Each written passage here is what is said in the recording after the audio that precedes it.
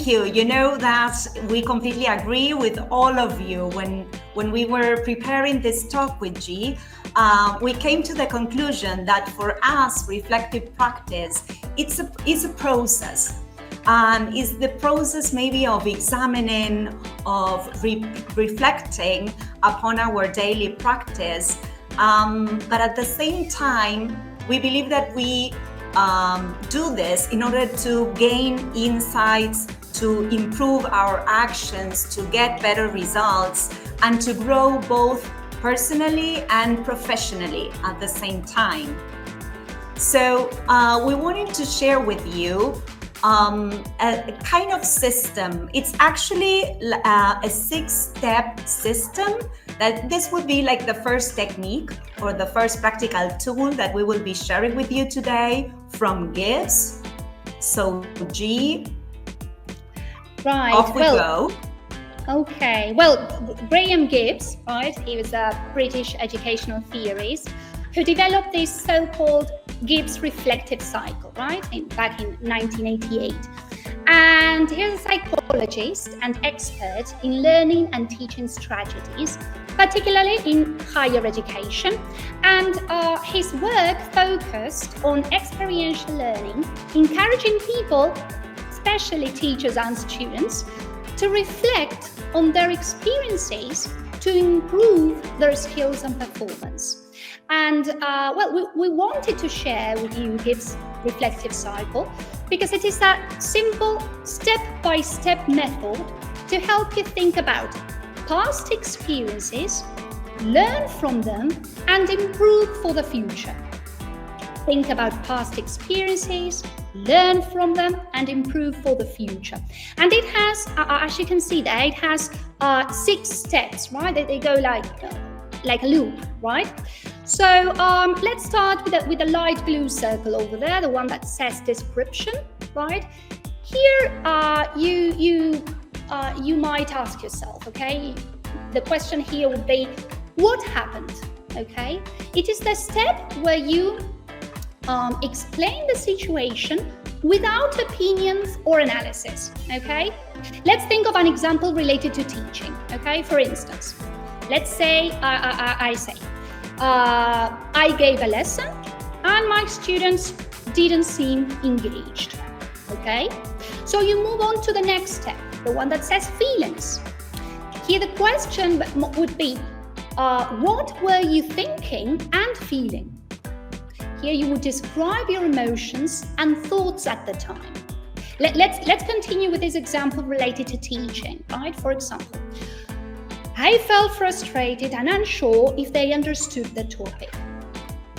So you move on to evaluation, okay?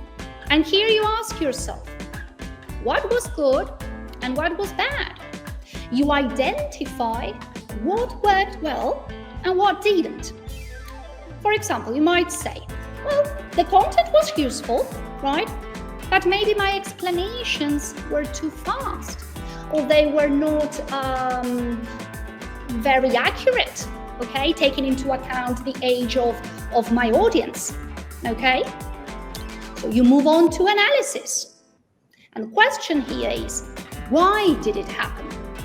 Here you think about the reasons behind the situation. For example, you might say, well, maybe I didn't check for understanding often enough, right? I was just like parroting, right? And I didn't check if my audience was following me. And then you move on to conclusion and you ask yourself, okay, so what have I learned? You identify key takeaways to improve next time. So for example, let's continue with the same example. I might say, well, next time I need to ask more questions. Next time I need to adjust my pace. But this doesn't stop here. because now we move on to the action plan. So question here, what will I do differently? You decide on specific steps to improve. For example, well, next time I will pause more often and use interactive activities. Okay? So why do we recommend applying Gibbs reflective cycle? Because well, we thought of 3 reasons, okay? First of all, it's easy to follow. It breaks reflection into clear steps. It helps you learn. You don't just think about what happened, but how to improve. And it also encourages growth, okay? It turns mistakes into learning opportunities, right? We are so used to telling our students, well, right, mistakes are welcome, right? But how much of that do we really do that? Do we really apply, right, for ourselves, right? So, well, yes. Belu? We actually, yes, we believe that it's essential, as G was saying. It also increases self-awareness about teaching habits and emotional responses. It helps us to identify what is actually working and what needs adjustment. At the same time, we believe that it encourages intentional teaching, you know, the one that has to do with our core values. And as she was saying before, it helps us to keep on growing both professionally and personally at the same time. So now we want to invite you to use the chat and, well, G, and please tell us the following. Okay. How often do you reflect on your teaching practices? Okay. Maybe you can take a couple of seconds, right? Think, right, as we're doing there with Belén in the picture.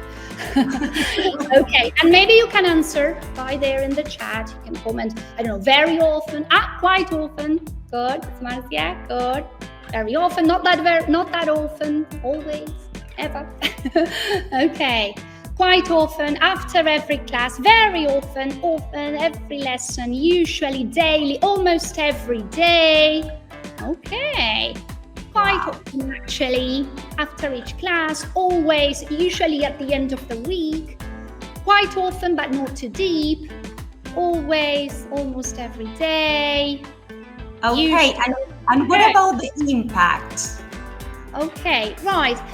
Second question for you. What impact does reflection have on your personal growth and professional effectiveness? What impact does reflection have on your personal growth and professional effectiveness? Okay. All my life, usually, often, positive here especially with weak students. Okay, maybe some of them are from the very first question. Okay. Okay. A positive one. Okay, there. A huge impact. I revise practices. I look forward to. Okay, I couldn't finish reading that. The very positive. It helps me improve my lesson planning and delivering. Okay. I'm always this. I couldn't follow that one.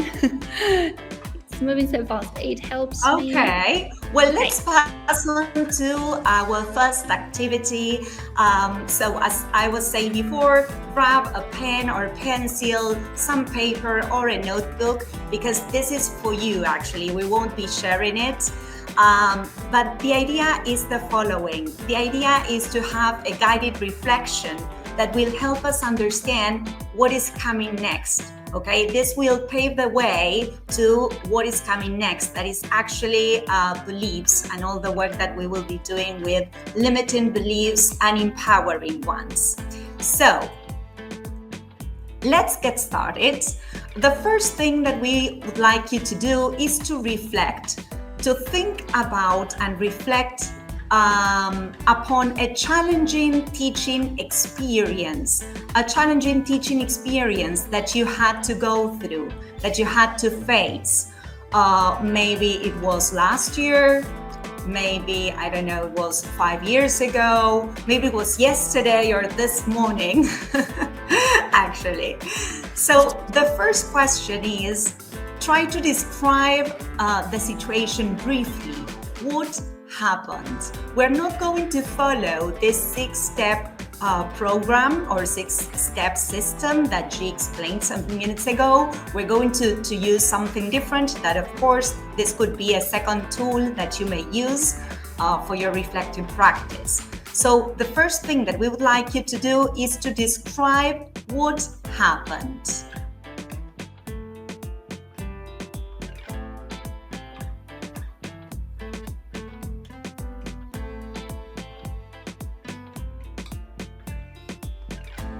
Okay, second question. What were your thoughts and feelings in that moment? So during this experience, what were your thoughts and feelings?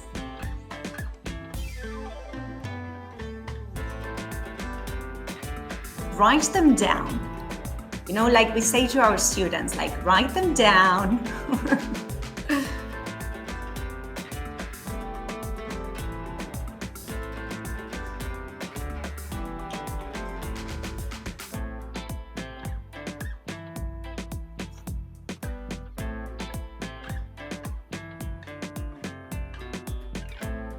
Okay, and the third one, what belief or beliefs about yourself, about your students, or about teaching, about our profession, you had during this experience? What were the beliefs underneath?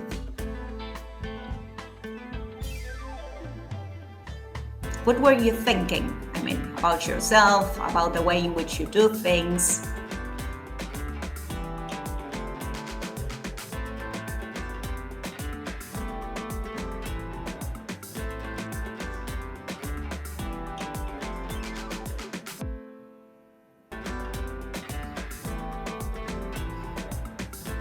All right, and the last one, how did this belief influence your reaction or decision making?